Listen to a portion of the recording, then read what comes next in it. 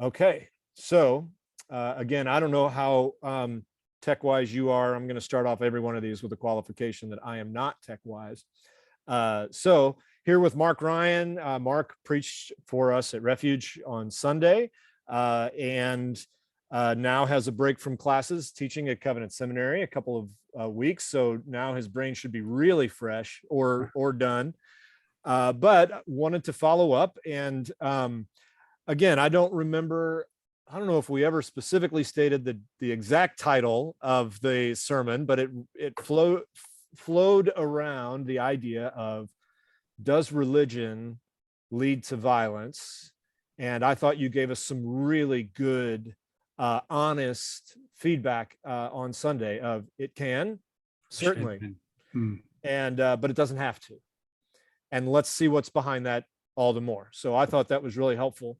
And then we opened it up for some questions, and we've got some good questions. I don't know that any of them were totally unexpected, but we're going to try to address some of these chronologically. So Mark, I'm glad that you agreed to come on and dialogue a little bit more.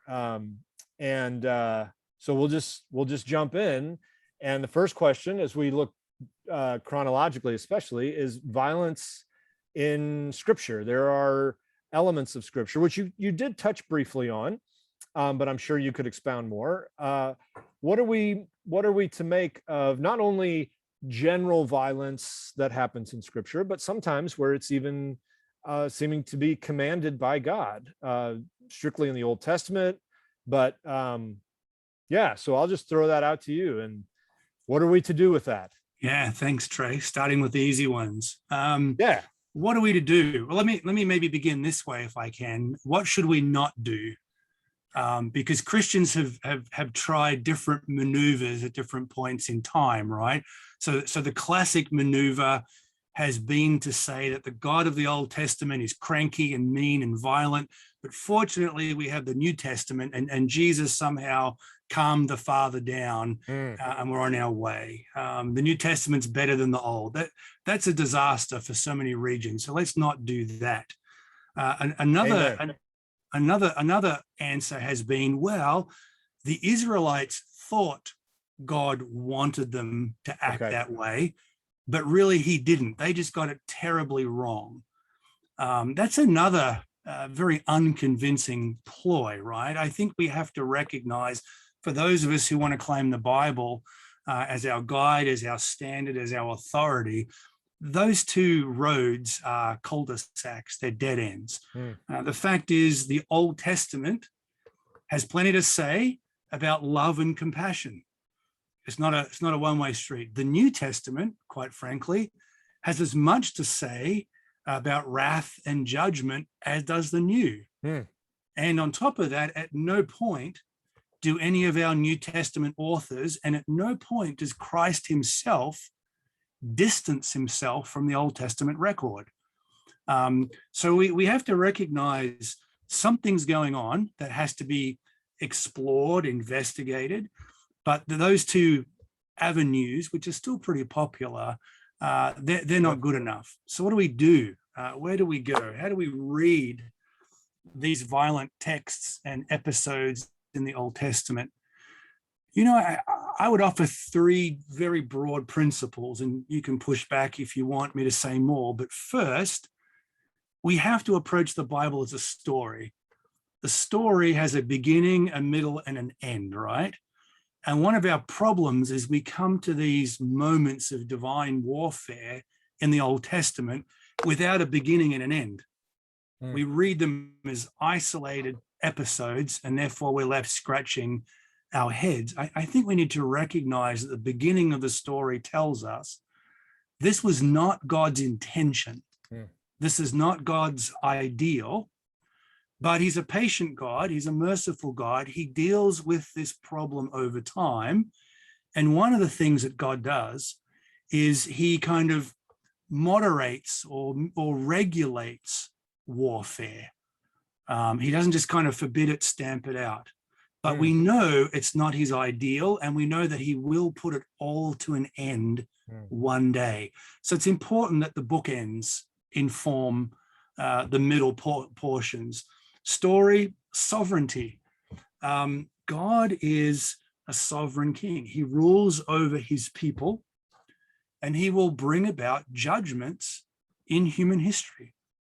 God has often dealt with degraded and degrading cultures through the medium of warfare. And if we think of, for example, the most common example, right, the Canaanites, and the very overt imagery and instruction, wipe out the Canaanites, right? Really, we need to understand that God is exercising his sovereignty. He didn't have a bad day at the office. He didn't fly off the handle. His people weren't acting without warrant or without instruction. God was, in a very limited and yet deliberate way, enacting judgment on these degraded nations through his covenant people. Still really difficult to get a hold of, right? But it's not arbitrary. And built within it, I think, are some limitations that we need to take note of. This is not the ordinary mode of acting. This is not permission for any of us today to just kind of take out whoever we dislike. God has a wider plan and purpose amongst the nations, and he uses his people in this particular way to enact his justice and his plan and purposes. And that gets to the third S, if you will, salvation. God's ultimate plan is to restore peace. God's ultimate intention is to reweave the torn fabric of humanity. And this is an instance in which God chooses to bring that about through these interruptions or eruptions in human history, in which he deals with wayward nations and peoples. So there's a framework, but I think we should also see within that framework, there is kind of these shifts that I mentioned in the sermon, right? The two shifts, that we are moving from God's people as a particular nation state to God's people as multinational. And another shift from physical warfare to spiritual warfare, right? And what we see, I think, in some of these violent episodes of the Old Testament is a pattern that begins with God fighting on behalf of his people. God is the divine warrior. He fights Israel's flesh and blood enemies. We can think of the flood. We can think of the Egyptian Exodus. We can think of the Battle of Jericho. It's very clear that God is the one fighting. Why? On behalf of his people. And then we see this next phase, actually, where God fights his own people. We don't have Israel simply in some quasi-political alliance doing whatever they want without recourse. When Israel fails to keep the covenant with their God, when Israel acts like the abominable nations in the land, God fights them. He expels them from the land. He enacts the curses of the covenant. And then we see God fighting to end the oppression of his people in the exile, where he begins to move to bring Israel back to the land and to continue their purposes. And then we see Jesus fighting spiritual enemies. So exorcisms in the New Testament are an act of spiritual warfare. And then we get to Jesus winning and putting all things right. There's a final battle that takes into place sin, death, the devil, and all of our enemies in the book of Revelation. So that's a lot fast. What we don't ever have is an arbitrary permission to go to war. What we don't ever have in these violent texts is a passage that says, come and do this yourselves. This is okay. Right. Rather, what we have is God moving through space and time, through history, and through his unfolding purposes to finally put to death all rebellion, all sin, all evil. And yet, strangely, he himself sometimes enacts violence to do that. So I've said a lot, but I don't know if you want to push back or clarify, but. No, I really appreciate that. And I think because we're going to go from that into our culture maybe historically how that's Yeah. been interpreted, Yeah. but also in present day. And I think in giving us that framework, those shelves that we've got to be disciplined to think of. Yeah. What you've done is we like to pick which parts we like and which parts we don't. Yeah. Every time, right? Yeah. And from the left or from the right. Yeah. When for immigration policies initially, all of when it came to sexual issues, the progressives would quote bad parts of the Old Testament. And then when it came to immigration policies, all of a sudden we're quoting good parts of the Old Testament. And I was like, hey, the Old Testament is getting some positive press. That's good. Yeah. But we like to pick and choose, and I think that is critical. And Christians, again, all throughout the spectrum, do that as well. Yeah. And so I greatly appreciate we go to the beginning. What was God's original design? What is taking place in this rebellious time? And God's slow to patience and slow to anger and patient. And then the ultimate goal, the beating the swords into plowshares, and that visual that we get. That is, and then God putting an end to all of those things. That is, that's really helpful framework. That I have a feeling will come back into play here in the next couple of questions that we address. But the next one, moving forward in history, this almost seems like it kind of goes back to the Old Testament. But several years ago, I had some pastor friends in town, and we went and toured the Basilica, which is amazing. And I had never done it before. And then as you're leaving the Basilica, who is standing guard in stained glass but a crusader? Yeah. And so if you've ever, I feel like a lot of debates that I get into with people who are opposing Christianity, inevitably comes up the Crusades. Yeah. What about the Crusades? And most people I know, either asking that question or defending that question, really don't know much about the Crusades. So I'm going to ask you, and obviously I know you can't cover all of history here, but somebody comes to you and says, okay, Mark Ryan, you think you know a bunch of stuff. You think this is supposed to be nonviolent, but what about the Crusades? Yeah, great question. And not just the stained glass in the Basilica, by the way, but we're in St. Louis. He's a Crusader king. So it cuts close to home. Yeah, what about the Crusades? I think there's just so many myths, right? And I think one of the challenges of our day, there's actually a lot of good scholarship. This has not been an area where Christians and non-Christians have been inactive. So there's a lot of good and helpful material on this. The problem is it often doesn't make its way into churches.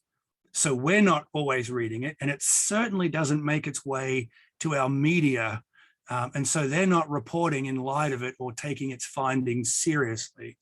So we live under this mythology of what the Crusades were, and we attribute to the average Crusader, that they were in it for the money and that they were bloodthirsty and that this was some super trained, super elite force of people that went into a very backward Muslim world, and it was just unjust and unfair, and it's a zoo.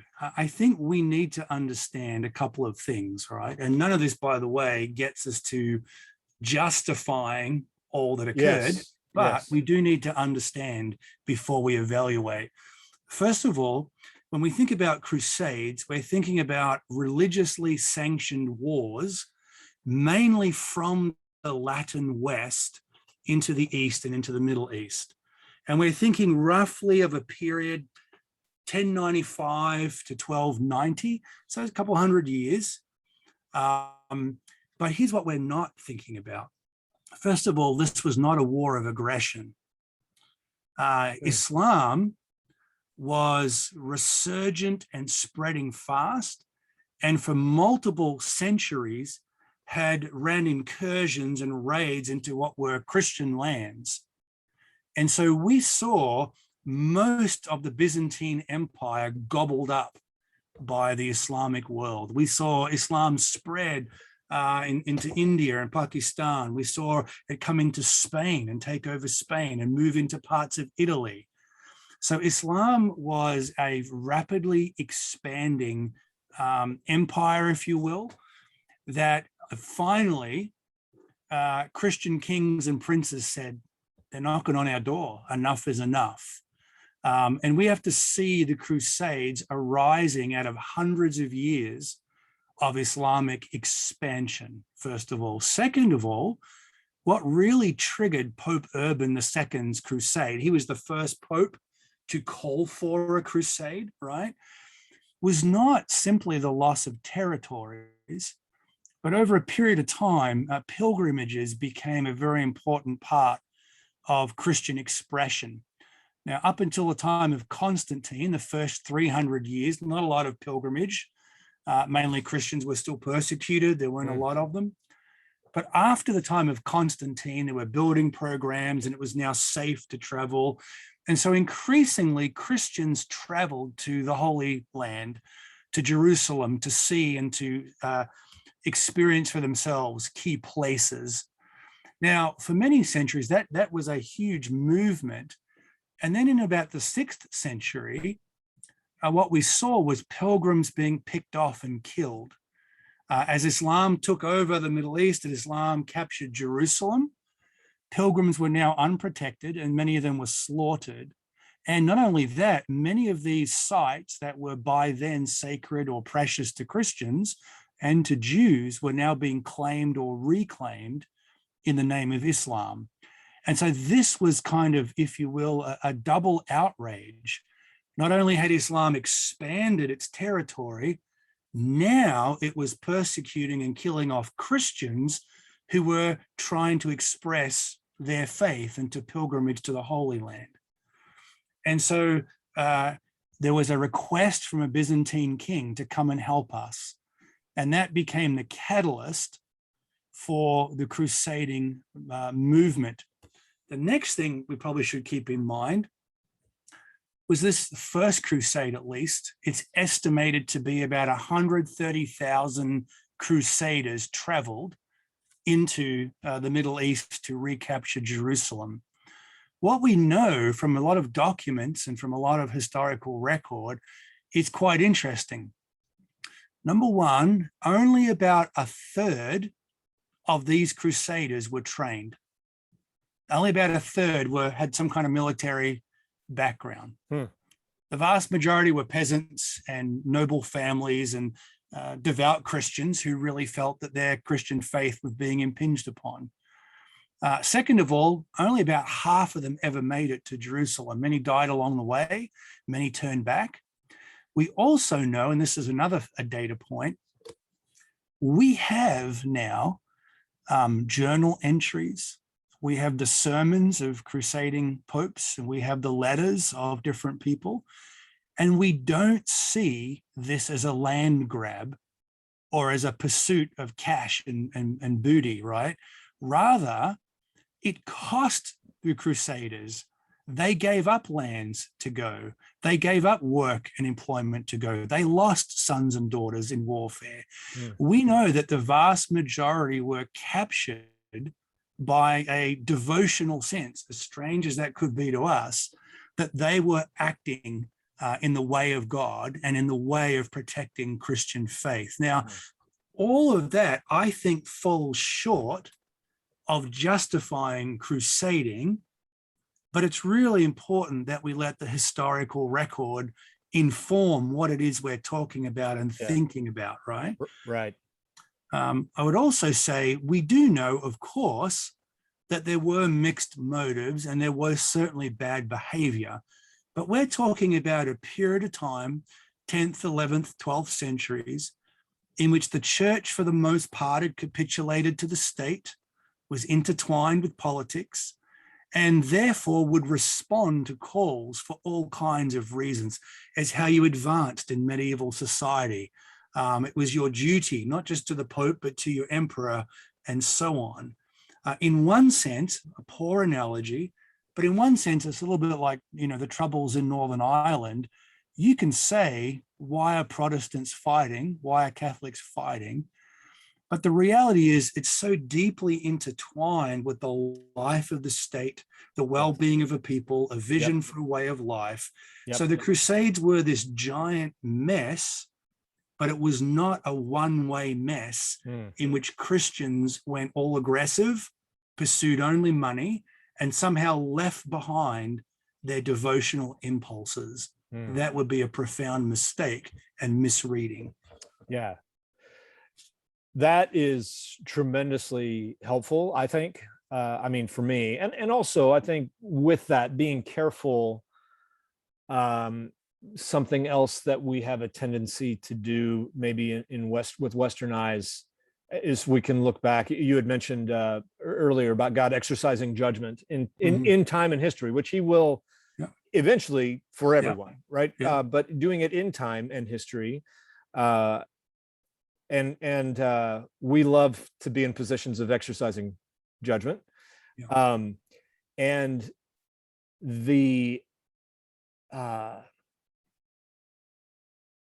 we are not looking with the same eyes that people in the 10th, 11th, and 12th centuries would have been looking with regard to violence, with regard to land, with regard to security, lots of areas. There was no Geneva Convention. Right.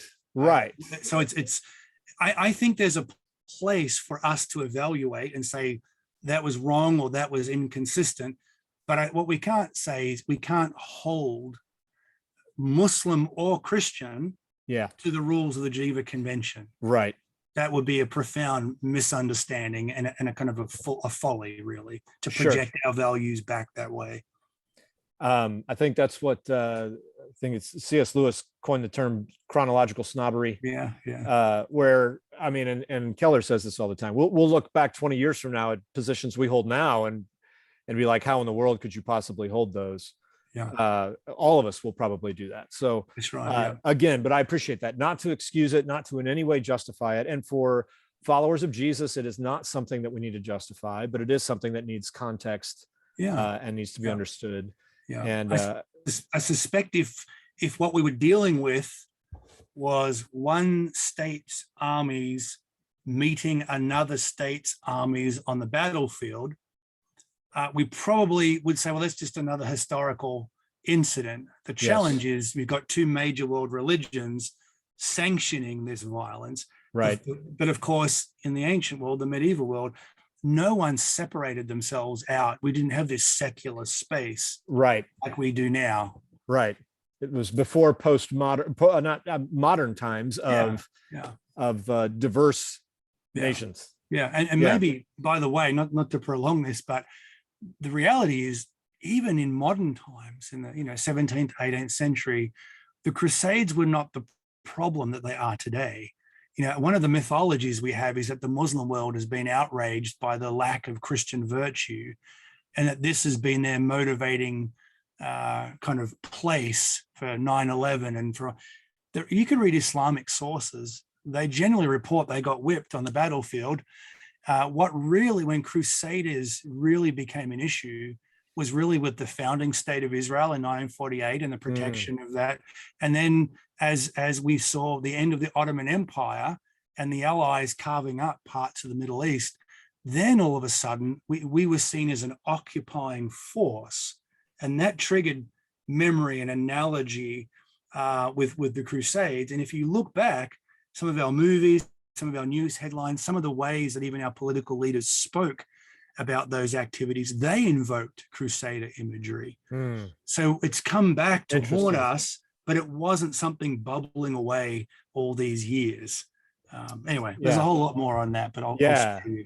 Well, and I would even within that, and I'll drop this and then move, because this may even bring us into modern day, but in the same way of conflating, which globally, I think it does kind of conflate. We talked a little bit about this, you and I did afterwards on Sunday, Westernism as Christianity.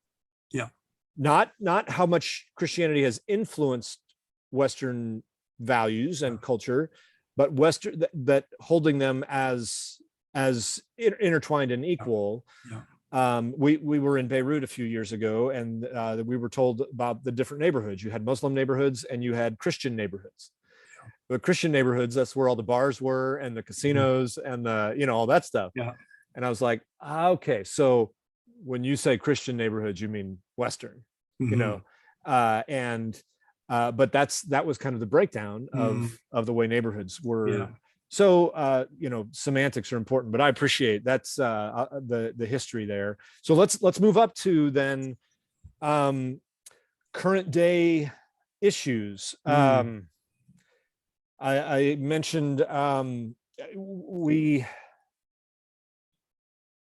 Christianity, even here, this is and I'm not even sure exactly like how to pose the question of current day issues. It was raised, somebody had emailed that in.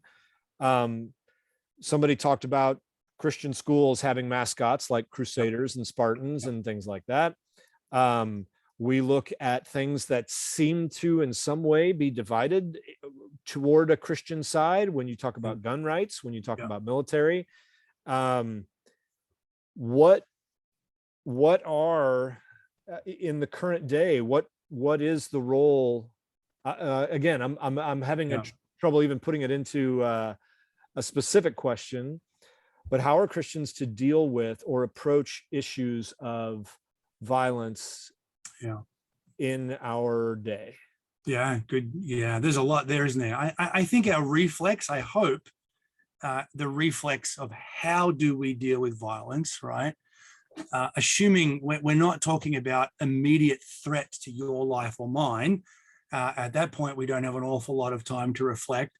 But as we think about mascots, gun rights, whatever, hopefully our reflex is to go back to scripture and to the storyline of scripture and to say, okay, I've got a little time to breathe here. These are issues out there, but what do I think as a Christian woman or a Christian man? I hope we would go back to that foundational storyline and say, okay, in terms of creation, violence is not God's intention. It is not a good. Violence has arisen in the second chapter of the story, right, of the biblical meta-narrative of fall and rebellion. Violence is an alien intruder. Violence is the ugly stepchild of human rebellion against God. And once we rebel against God, we find all kinds of ways to rebel against and hurt one another and the environment and so on. So then we begin to see that what God is doing is entering into the human story with us in the person of his son to absorb and to bear violence so that ultimately violence is undone and overcome, right? Now, it's a lot more complex than that, but we get the picture. And then at the end of time, all violence really will be done away with, and we return to harmony, to health, to human flourishing. Now, I think that storyline ought to be where our heads go. Specific issues need to come to the storyline of the Bible. So let's just pick one, mascots. Now, the debate about mascots has been around for about 50 years, right? I don't think there was a lot of that before the 1960s, but 1970s, but it's been a fairly common discussion point for the last generation and a half. And I would want to say, for the most part, what we now know about mascots, and depending on which kind, right? Crusaders, right? Those kind of things, or are we talking about the Chiefs or the Braves? Or right. I think we have to ask the question: do mascots of these kinds, where do they fit in the story? They're not prohibited in the scriptures; they really don't appear. But I think we see that a lot of our mascots really are connected to a glorying in some violent act, some violent history, some overcoming of someone by someone else, right? They're valorized, all their tools of oppression. We make fun. And I would want to say, as a Christian, if I'm the head of a Christian school, and I'm letting the storyline inform my thinking, I probably would seek to do away. I would not want my football team to be the Crusaders or the Braves. Now, I understand some people come to that with all kinds of connection and value and meaning. I didn't grow up here. We didn't have those names or teams, but I would want to recognize for some people it's really meaningful. And it's going to take a little while to persuade them and enter into dialogue with them. Sure. But I don't see a good reason for maintaining them or for advocating for them. Nearly everything there's just a lack of wisdom. If I'm a crusader, I'm invoking something that's painful, confusing, conflicting, doesn't seem to be in the best interest of what I, as a Christian school teacher, principal, are about. If I'm the Braves, the Chiefs, whatever, I'm asking myself, I know that most of these mascots serve as symbols that are negative, that reinforce ethnic stereotyping, that tend to hone in on prejudicial elements that actually impact a generation of people who are seeing themselves presented in a particular way. And I just want to ask myself, do unto others comes to mind. Do I wish to be represented that way? So far as it's possible, be at peace with all men. This is a small loss, I think. We can change names, find something more beneficial to the community, something that welcomes in. So it's hard for me to say this should be prohibited, but it's easy for me to say this seems unwise, given everything that we now know, and given the trajectory of the story that I'm in and I'm a part of.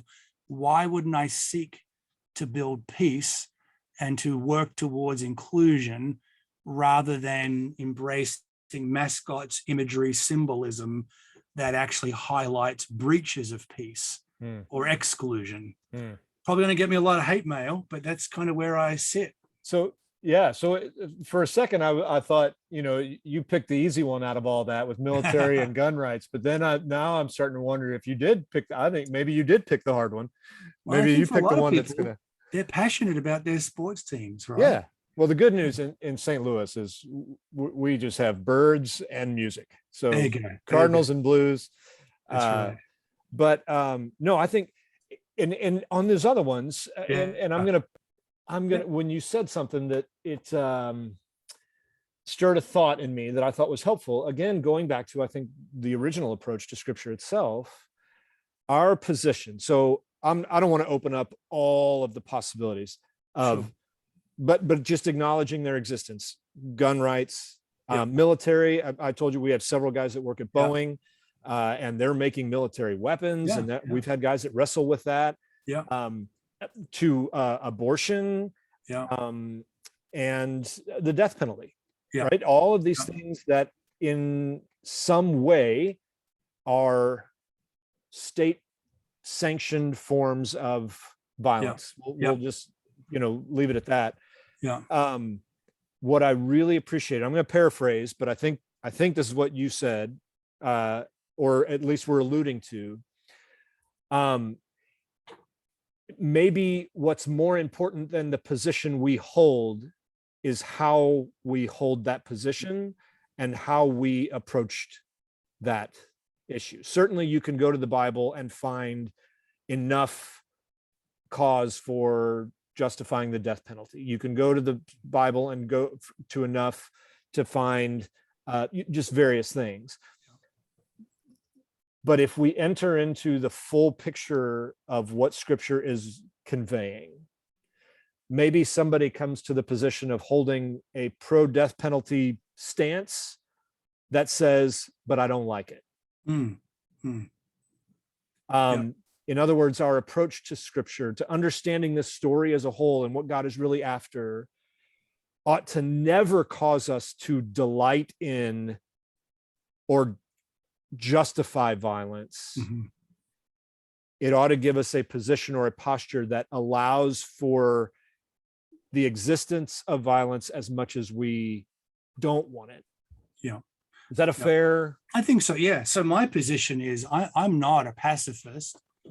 And I'm not quite happy with just war theory. It's a little idealistic at some points. But I think, again, to go back to the story, we live in a time in which violence is not yet done away with.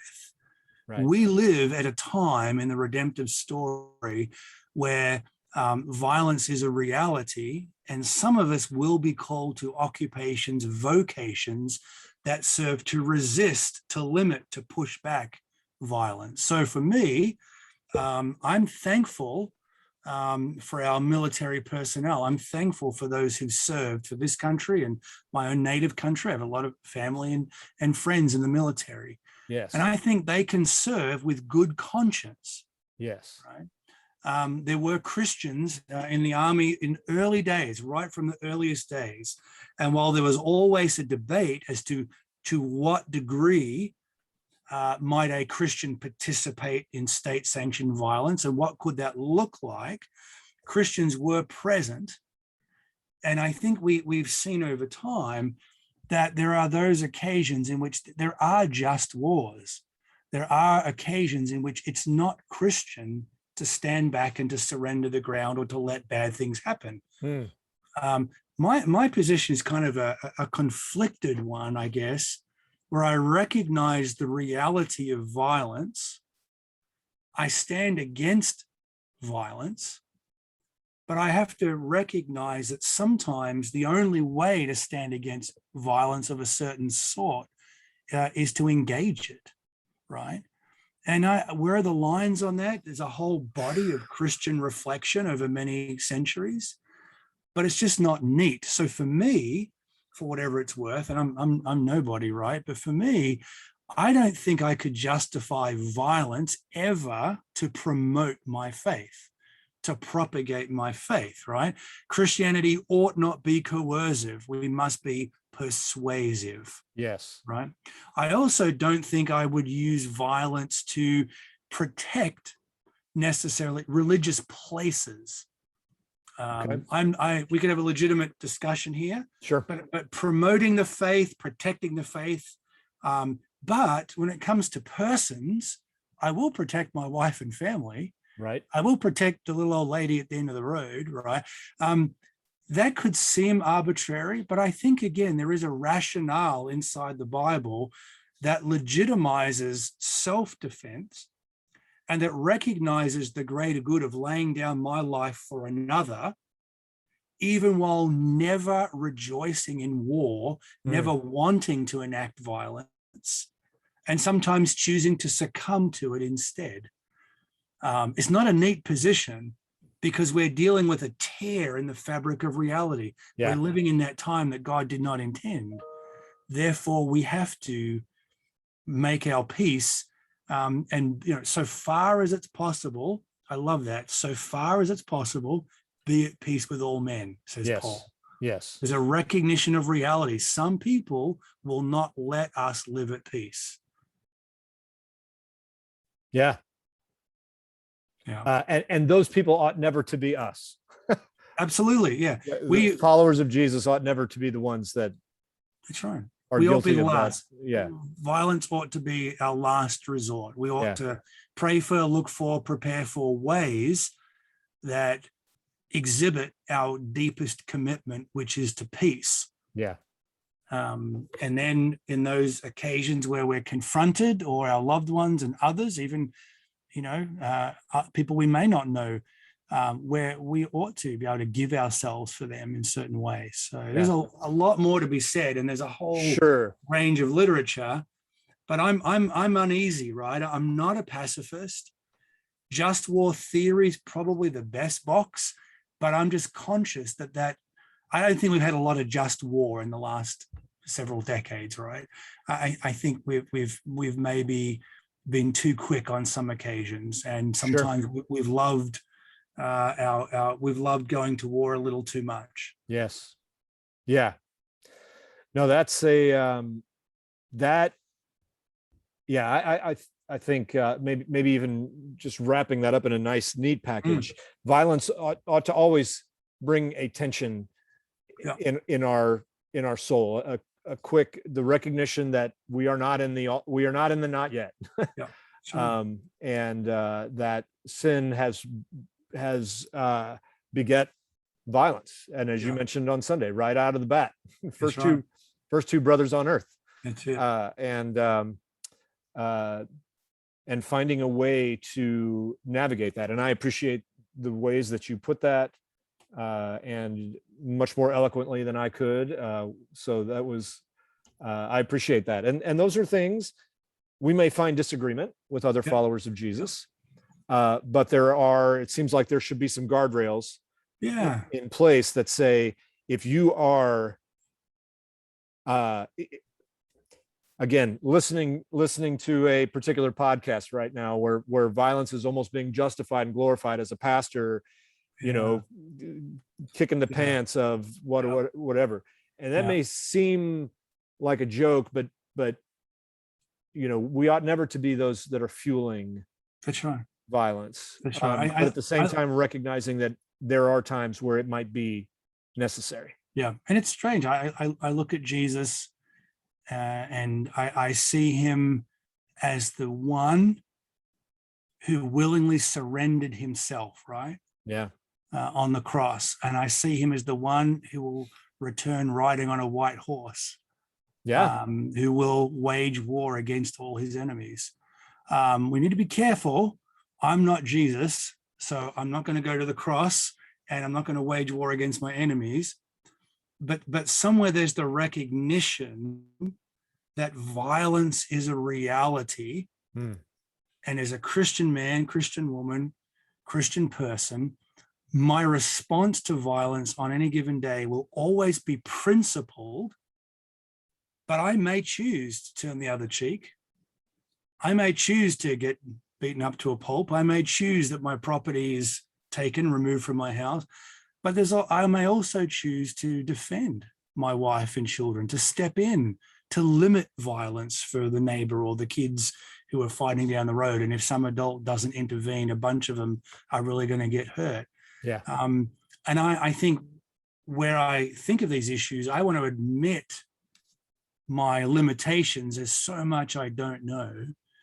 But rather than, for those of us who are Christian, rather than dividing into camps, pacifist, just war theorist, whatever, militarist, I would plead for forums where we come together around the scriptures and say, what are the principles we can agree upon? What is it that you see that I don't see? What is it that you need to remind me of in terms of my position that seems inconsistent to you? I just wish there was more dialogue around these issues. Yeah, absolutely. Well, Mark, this has been good. This has been it's been helpful for me, and continuing to work this out. I think it's helpful to know, as learned as you are, and as much as you've studied, the idea that there is a crisp, clean stand here. The world is, I've been reading through Job in my reading plan, and if God does anything in his response to Job, it's to say, this world is complicated. That's right. There's a whole lot of things that are going on that you have no idea of. Yeah. And it doesn't work the way you think it should work, or your friends. Yeah. So that's also an encouragement to know, here's some things to think about. Here's some things that ought to give us some gut check. Here are ways to approach situations. And maybe this is where the sin boldly, of Luther comes in, of check your heart and your mind against the whole of Scripture, and then trust God's goodness and grace and mercy. Yeah. So that is any other, I'm sure there's a whole vast array of other things, but anything else that you are thinking of as a hot topic that you would want to hit on, or do you feel this is pretty well? Well, I would say a word about guns, only because whenever I speak, I'm accused of being anti-gun and horribly naive. I may be horribly naive. That part may be true, but I'm not anti-gun. I grew up on a farm with a family who shot, and my uncle was a very successful prize shooter. My fondest memories of kids are recreational shooting.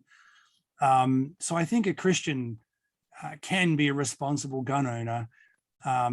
Where I have concerns is how quickly some of us may resort to guns, and how gun rights have become a Christian platform. At that point, at the risk of invoking people not liking me, I would just want us to go back to the storyline of Scripture and just say, if I'm a gun owner, which I believe I could be in good conscience, what are the limits? What is it that I'm bringing into my home? What do I expect this weapon will do for me? When will I wield it, and against whom and how? I think sometimes this is another issue that becomes a platform issue. If you're a certain party, you're pro-gun. If you're a certain other party, you're not. That kind of simplism really doesn't help. So for all of us who are Christians, I just think I would plead for us just to ask the question, what would a theology of gun ownership entail? What would it mean to hold a weapon and to be disciples? In what way would I use or not use that? That's the kind of work that I think is ahead of us. Okay.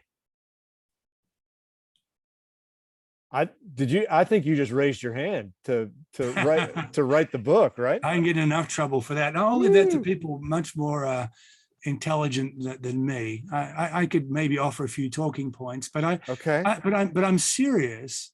No, I think that's fantastic. A theology of gun ownership. Yeah. And I will just say, just so that people can email me and not you, I'm not a gun guy.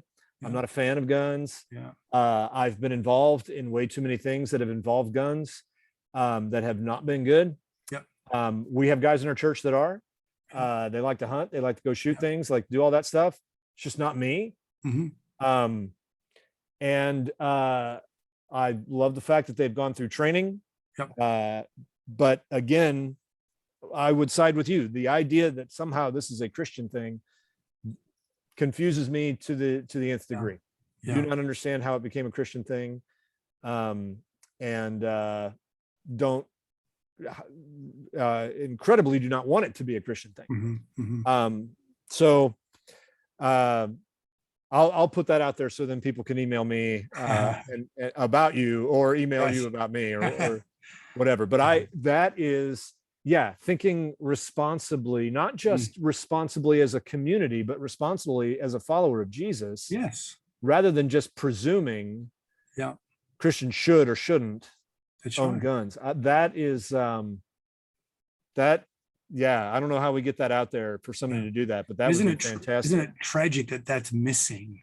Absolutely. You do. I mean, I would love to. I think a case can be made for responsible Christian ownership of guns, right?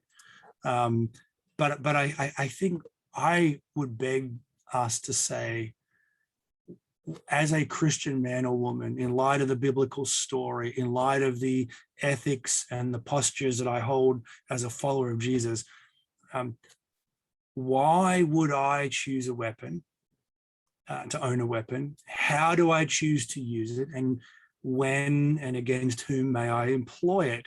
We will likely come up with different answers to those questions, but I think we could save ourselves a lot of heartbreak and a lot of argument if we'd at least thought through those kinds of questions. And I wonder if we've even asked them.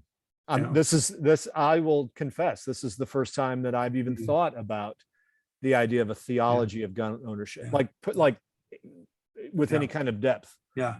So that's fascinating. So you and I are probably similar age and background. And you think of the debate over should Christians watch movies? Oh man. Should Christians go to dances? Should Christians drink alcohol? Now, whatever the answer is to that, those sets of issues have been debated and studied ad nauseum. Yes. We've not done that with guns.